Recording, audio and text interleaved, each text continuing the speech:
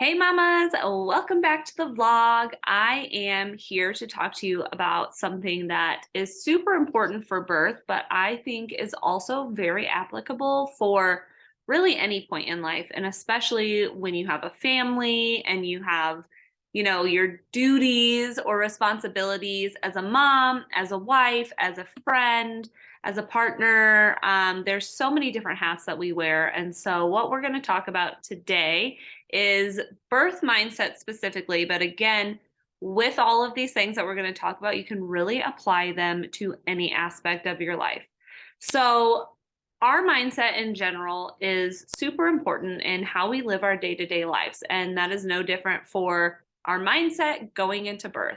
Being able to kind of put your blinders on and focus on such a monumental time and task like birth is so important. So, at all times in your pregnancy, your mindset is super important. But as your pregnancy progresses and you inch closer and closer to your delivery date, your mindset and protecting your mental space, in my opinion, is one of the, if not the most important thing you can do. So, how do we kind of establish a good mindset, whether again for birth, for motherhood, in any aspect of life? What I think is really important and the things to really consider when thinking about and trying to move to a more positive mindset is one, knowing and understanding your expectations, and really communicating those expectations. Also, really setting boundaries. And again, with both of those, really comes back to this big key component, which is communication.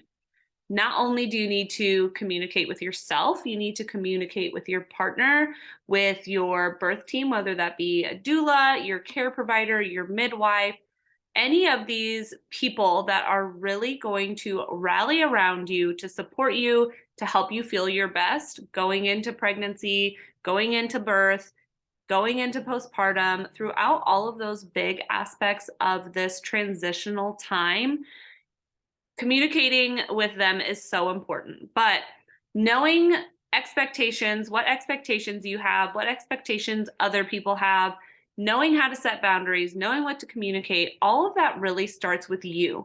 It starts with you sitting with yourself and understanding how you feel about a lot of this stuff. So, really, to move forward, considering what expectations you have for yourself and others, considering what boundaries you need to set again for yourself and others, and communicating with yourself and others, the way and the modality that I think is so important to move through this stuff, I call the 3 Ps, and that is processing, planning, and positivity. Now, these 3 Ps we can apply again if you are getting in a funk during your pregnancy, whether it's you had a bad appointment, maybe you just aren't having a good day, or maybe you start to have some anxieties creep up about birth itself. These threes you can apply in birth itself if you are maybe having to veer from your birth plan, or if you are just not feeling the vibe of the room, or you are getting in your head about some things. You can apply those 3 Ps. And even in postpartum and long into motherhood, as you figure out your new normal with a newborn, adding to your family, expanding your family, these 3 Ps can be so helpful. So, again, that first P is processing. So, what does that mean? That means thinking, communicating, talking to whether it's yourself or others, those, again, expectations that you have, the thoughts that you have, everything that's kind of popping up. Take the time to process those, whether the feelings are good, bad, happy, sad, it does not matter. It's important to recognize those feelings and process those feelings rather than trying to ignore them or push them down. Trust me, mama, during birth, especially, if these feelings are not processed through, and if we don't work through these 3 Ps on these feelings prior to birth, then they will resurface in birth and they'll be a lot harder to move through if you haven't already put this into practice beforehand. So, me personally, you can probably tell if you know me, especially, I'm a verbal processor. I need to talk my feelings out. So, when we talk about processing, you can do that verbally, whether that's in your head to yourself when you're in the car, in the shower, on a walk, whatever that may be, or if you have a trusted friend or partner, processing verbally sometimes can really help us understand how exactly we feel about certain situations and really what those feelings are. Another really great way to process is by journaling. And trust me, I used to be a non believer in journaling. And again, I'm a verbal processor, but once you start journaling, it really can just, the thoughts, the feelings, emotions can just flow out of you in a way that is very different than verbally processing or even just thinking through in your mind. Because when you are writing something down, um, there's less judgment that we have for ourselves. We aren't necessarily hearing those thoughts out loud, like we may as we're talking through something with a friend or someone that we trust. But journaling just really kind of gives you the freedom to just write whatever it is that you're feeling, and you might not even know until you set the timer for 10 minutes and just write.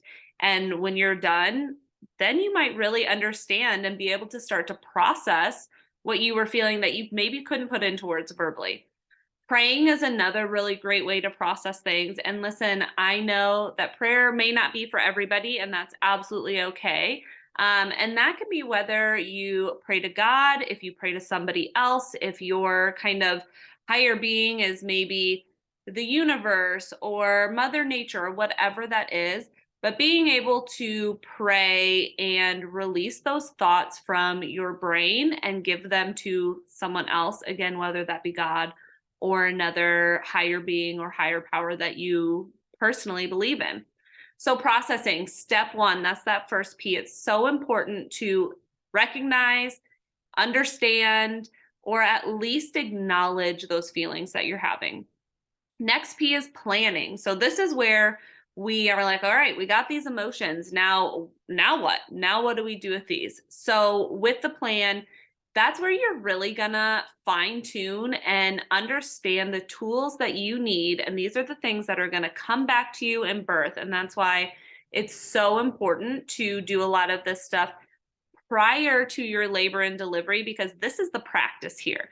So some great tools that you can use in this planning phase are things like breath work. And again, you can use prayer and journaling and some of this stuff, but you can also do meditation, pep talks from or to yourself or from your trusted birth team. Again, whether that be your partner, a friend, again, someone on your birth team, if you're planning on practicing this stuff to make it through and get a better birth mindset in the labor and delivery process.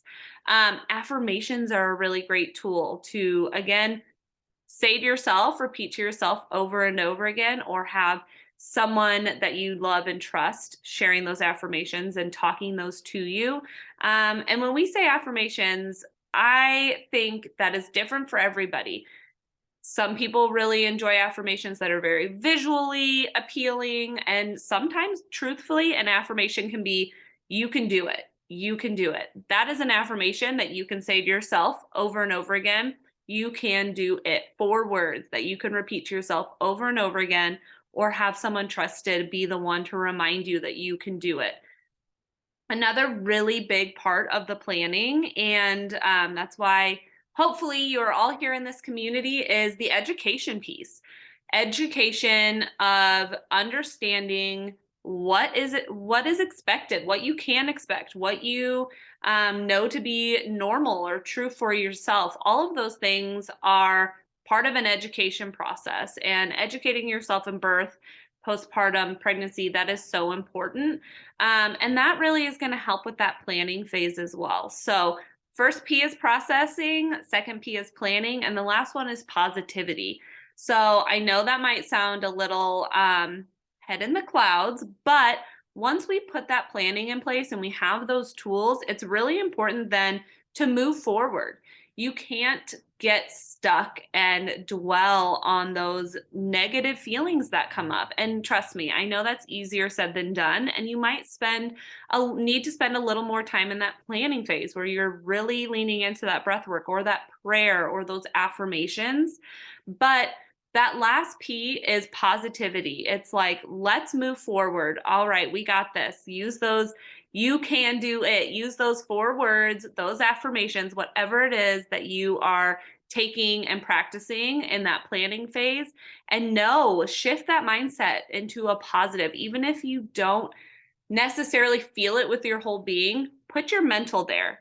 Put your mental in a positive space, and it really does help you move forward. And listen, these 3 Ps are a rinse and repeat.